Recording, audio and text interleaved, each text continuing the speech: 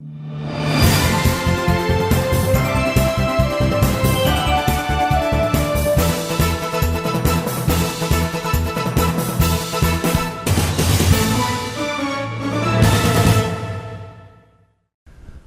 my friends, my dear audiences. Welcome to the show, Jack Zhao on East and West with G&E TV.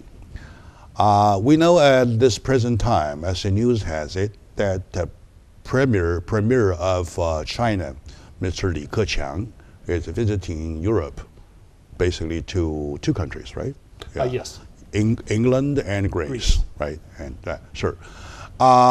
We also learned from the news that he's bringing along with himself a huge delegation, trade delegation, to promote the U.S.-England, the U.S.-Greece relationship, right, both ways, right? Okay, now, today joining me in the comment about such a visit or the activities in Europe is my good friend, Mr. Ken Hemming. He is a writer. He's a lover of life.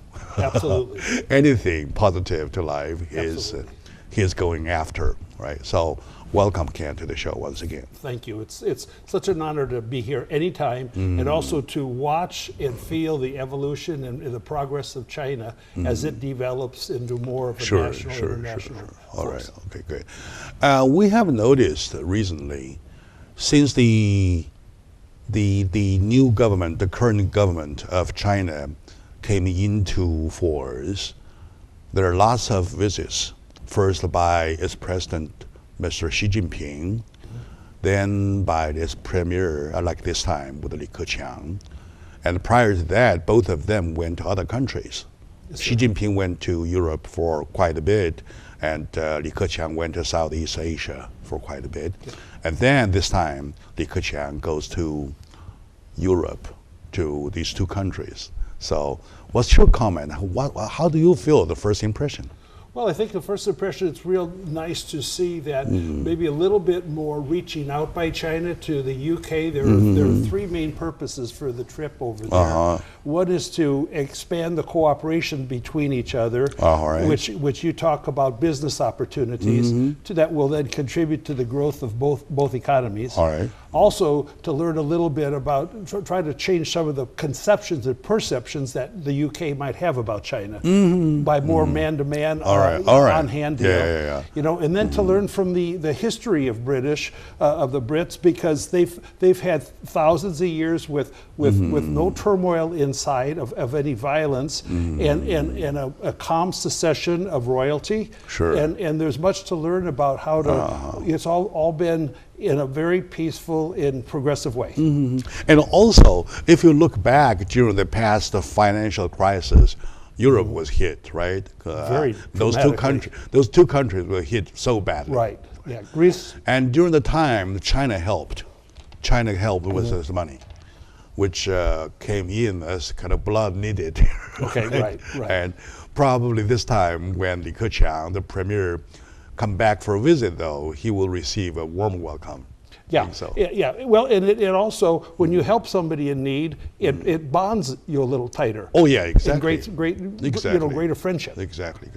So let's take some overall look, right? Overall look is that U.S.-China relationship has been developing for the past years, right? Yes. Very fast. And then there is sometimes setbacks, a little bit, here and then, now and then. Yes. Right. Which is normal. Which is normal. Which is like a marriage. Right? Which is normal, like a marriage. Yeah, it is. You argue, and you make up. You make up. Right. Okay. Now, so my take is that with another approach to Europe, though, would that help the United States realize we'd better would better do something more rather than having China to approach somebody else? The strongest bilateral relationship on the planet is China and the United States. Yeah. I think it will stay that way. But China is spreading its sphere of influence because it can't all. We don't want to be too dependent on China, or they don't want to be too dependent on us. Now, I think we're coming together because America seems to be going a little bit more social, a little looser, and China's got more freedoms that are coming together, and we're kind of morphing in this, toward each other. All right. Okay. But then the greater relationships from country to country on the planet, the safer the planet will be. And the more you know about each other, the more you're going to accept each other. Sure.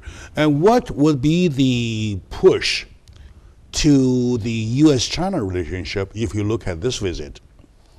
Okay. Would there be a push or a side push? Because China market is so good, so big, right? Yes. So huge. It's almost unlimited. Inconceivable. Unlimited, right? Right. Everybody wants a piece of the pie. Yeah. Right. Now that instead of the pie being whole United States, whole Japan, now another window opens to Europe, though. Right. People will sense the hurry, the emergency to come take a piece of the pie, rather than playing arrogantly,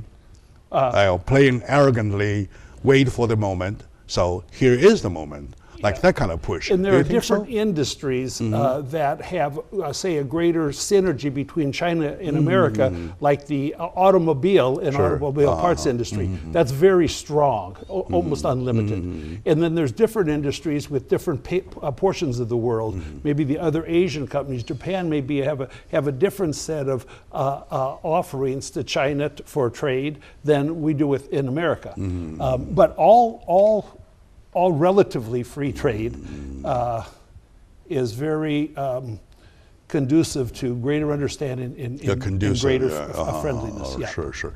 And also sometimes maybe I'm wrong, just correct me if I'm wrong. If you look at the relationship among nations, among countries, yes, it is almost like a relationship among kids. It is. You play with me, we're friends, right? And then next day we argue a little bit, we're no longer friends. Right. And then you turn your back to me, you turn to somebody else. I said, no, I'll come to you. Yeah. Hey, Ken, I'm sorry for that day. Come on, let's play. And for example, Jack, China's reaching out to South America more now too. So it's actually a pretty small planet. Actually, it's a pretty small planet. All right, okay. And 1,300,000,000 Chinese. We've got 300 million, and we've got 300 million here. So there's 1 million more Chinese, and not all of the citizens yet are members of a free active market, and that's just going to continue to grow. So it's that and the contributions of India in terms of science and medicine and that, which are tremendous. In other words, we can almost confirm that this new government of China tends to be more outreaching. Am I right? Absolutely. Yeah. As compared to the previous one. Yeah, absolutely. I'm not saying the previous one not as good, though. Correct. I'm talking about the characteristics. Yeah. Right? If we look at the characteristics about the new government of China, though, they tend to be, my first impression is that for the past year and a half or 2 years, you can see that they tend to be more outreaching. Well, and I think some of the reasoning is to learn more about how other economies are succeeding. Because China, to my knowledge, doesn't have any major problems with other countries. Its greater challenges are internal, like with their pollution and things like that. So they can learn from outside how they can develop inside better. Of course. And also in relationship, you're talking about lots of options. Or for example, you and me, right? Okay, we can be enemies if you choose to. Right. We can be friends, or I can let my son marry your daughter. Right. To make it no reason for you to fight me. Exactly right. That's exactly right. That's exactly right. And the more you're doing business and succeeding together, it's a happier marriage. Happier relationship. So back to my audience today, we're talking about China Premier Mr. Li Keqiang visiting Europe to UK, to Greece, from both countries, both British and Greek. Yes. We used to have quite a good relationship, but this will promote further to more extensive, to cover more areas. Right? See what it's a recovery from in 2012. There was a little chilling of the relationship when the Britain had the Dalai Lama there as a visitor. Exactly. So this is warming back up, which is exactly where we all want. But still, they are. Well, there's a big issue. That still remains a big issue. Sure, That still remains a big issue. It's still passing, you know. And if you look at the British, though, in history, they really had a big hand into that mess. Yeah, sure. Right. Right. So, and it's time to let them see, by doing that, they are only destroying the relationship rather than making it better. Well, this is the purpose here is to bridge the gap, just as your wonderful network does. It's all bridging the gap between cultures. To mitigate. Yes, and this is what they're doing. And one of the interesting things is they're going to meet with the Queen. Now, that's a major activity. That's a major activity that's worth discussing a little bit. Yeah, of course. Okay, sure. Back to my audience, we're talking about Li Keqiang, Premier Li Keqiang visiting Europe. Let's take a short moment. When we come back, we'll see take another look from the trade perspective. Trade is a big thing, all right? So stay with us.